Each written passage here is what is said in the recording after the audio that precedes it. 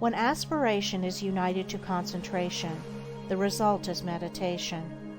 When a man intensely desires to reach and realize a higher, purer, and more radiant life than the merely worldly and pleasure-loving life, he engages in aspiration, and when he earnestly concentrates his thoughts upon the finding of that life, he practices meditation. Without intense aspiration, there can be no meditation. Lethargy and indifference are fatal to its practice. The more intense the nature of a man, the more readily will he find meditation, and the more successfully will he practice it. A fiery nature will most rapidly scale the heights of truth in meditation, when its aspirations have become sufficiently awakened. Concentration is necessary to worldly success. Meditation is necessary to spiritual success. Worldly skill and knowledge are acquired by concentration. Spiritual skill and knowledge are acquired by meditation. By concentration, a man can scale the highest heights of genius, but he cannot scale the heavenly heights of truth. To accomplish this, he must meditate. By concentration, a man may acquire the wonderful comprehension and vast power of a Caesar. By meditation, he may reach the divine wisdom and perfect peace of a Buddha. The perfection of concentration is power. The perfection of meditation is wisdom. By concentration, men acquire skill in the doing of things of life, in science, art, trade, etc. But by meditation, they acquire skill in life itself, in right living, enlightenment, wisdom, etc. Saints, sages, saviors, wise men and divine teachers are the finished products of holy meditation. The 4 stages in concentration are brought into play in meditation, the difference between the 2 powers being one of direction and not of nature. Meditation is therefore spiritual concentration, the bringing of the mind to a focus in its search for the divine knowledge, the divine life, the intense dwelling, in thought, on truth. Thus a man aspires to know and realize, above all things else, the truth. He then gives attention to conduct, to life, to self-purification. Giving attention to these things, he passes into serious contemplation of the facts, problems, and mystery of life. Thus contemplating, he comes to love truth so fully and intensely as to become wholly absorbed in it. The mind is drawn away from its wanderings in a multitude of desires, and solving one by one the problems of life, realizes that profound union with truth, which is the state of abstraction, and thus absorbed in truth, there is that balance and poise of character, that divine action and repose, which is the abiding calm and peace of an emancipated and enlightened mind. Meditation is more difficult to practice than concentration, because it involves a much more severe self-discipline than that which obtains in concentration. A man can practice concentration without purifying his heart and life, whereas the process of purification is inseparable from meditation. The object of meditation is divine enlightenment, the attainment of truth, and is therefore interwoven with practical purity and righteousness. Thus, while, at first, the time spent in actual meditation is short, perhaps only half an hour in the early morning, the knowledge gained in that half hour of vivid aspiration and concentrated thought is embodied in practice during the whole day. In meditation, therefore, the entire life of a man is involved, and as he advances in its practice, he becomes more and more fitted to perform the duties of life in the circumstances in which he may be placed, for he becomes stronger, holier, calmer, and wiser. The principle of meditation is twofold, namely, 1. Purification of the heart by repetitive thoughts on pure things. 2.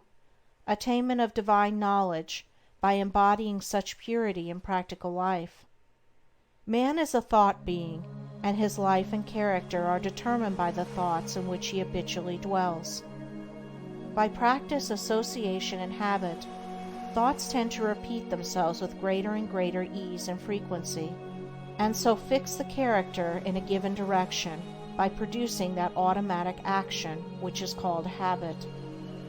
By daily dwelling upon pure thoughts, the man of meditation forms the habit of pure and enlightened thinking, which leads to pure and enlightened actions and well-performed duties. By the ceaseless repetition of pure thoughts, he at last becomes one with those thoughts, and is a purified being, manifesting his attainment in pure actions, in a serene and wise life. The majority of men live in a series of conflicting desires, passions, emotions, and speculations, and there are restlessness, uncertainty, and sorrow.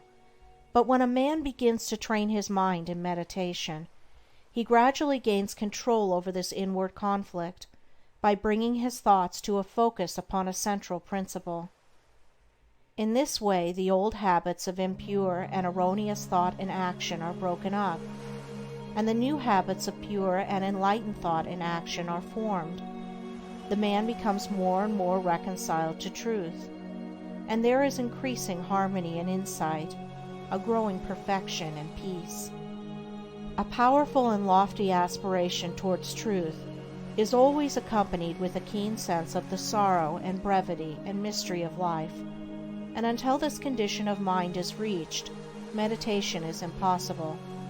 Merely musing, or whiling away the time in idle dreaming, habits to which the word meditation is frequently applied, are very far removed from meditation in the lofty spiritual sense which we attach to that condition.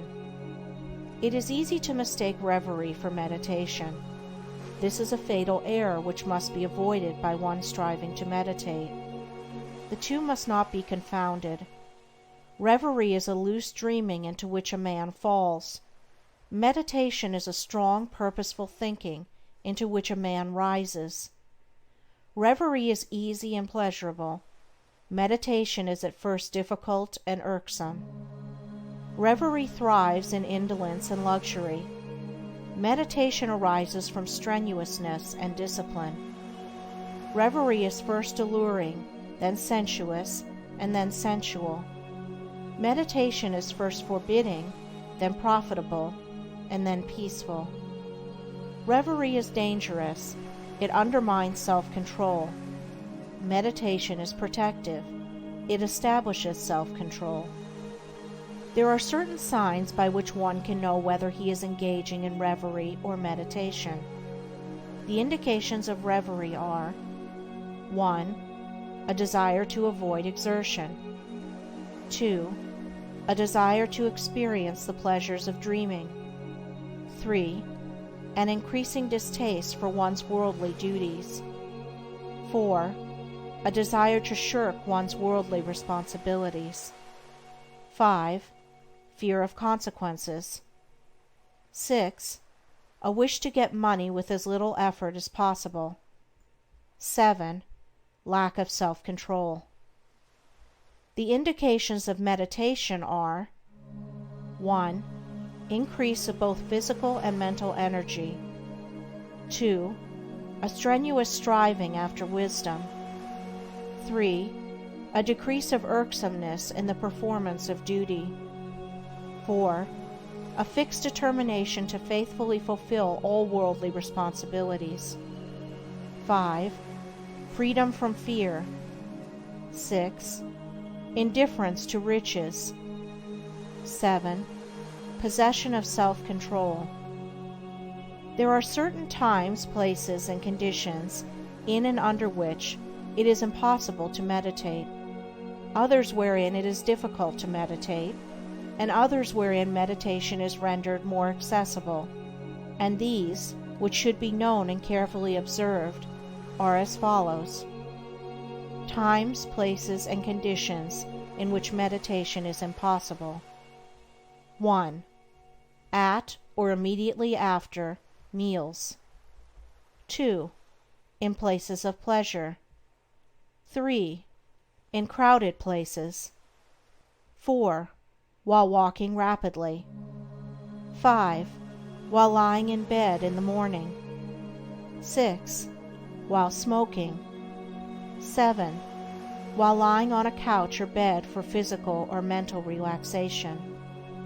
Times, places, and conditions in which meditation is difficult. 1. At night. 2. In a luxuriously furnished room. 3. While sitting on a soft, yielding seat. 4. While wearing gay clothing. 5. When in company. 6. When the body is weary. 7. If the body is given too much food. Times, places, and conditions in which it is best to meditate. 1. Very early in the morning. 2. Immediately before meals.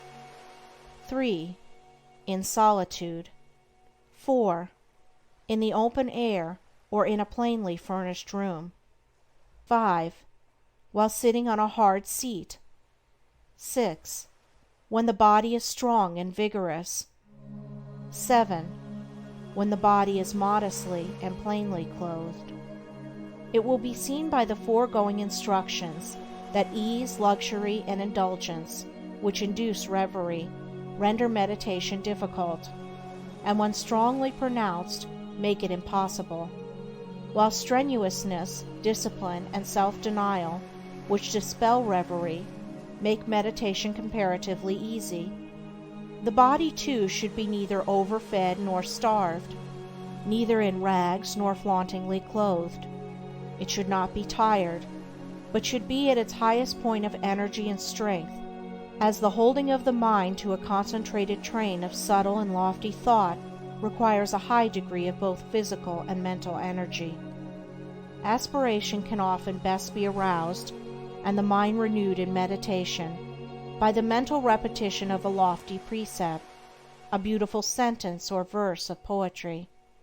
Indeed, the mind that is ready for meditation will instinctively adopt this principle. Mere mechanical repetition is worthless, and even a hindrance. The words repeated must be so applicable to one's own condition that they are dwelt upon lovingly and with concentrated devotion. In this way, aspiration and concentration harmoniously combine to produce, without undue strain, the state of meditation. All the conditions above stated are of the utmost importance in the early stages of meditation, and should be carefully noted and duly observed by all who are striving to acquire the practice, and those who faithfully follow the instructions, and who strive and persevere, will not fail to gather in due season, the harvest of purity, wisdom, bliss, and peace, and will surely eat of the sweet fruits of holy meditation.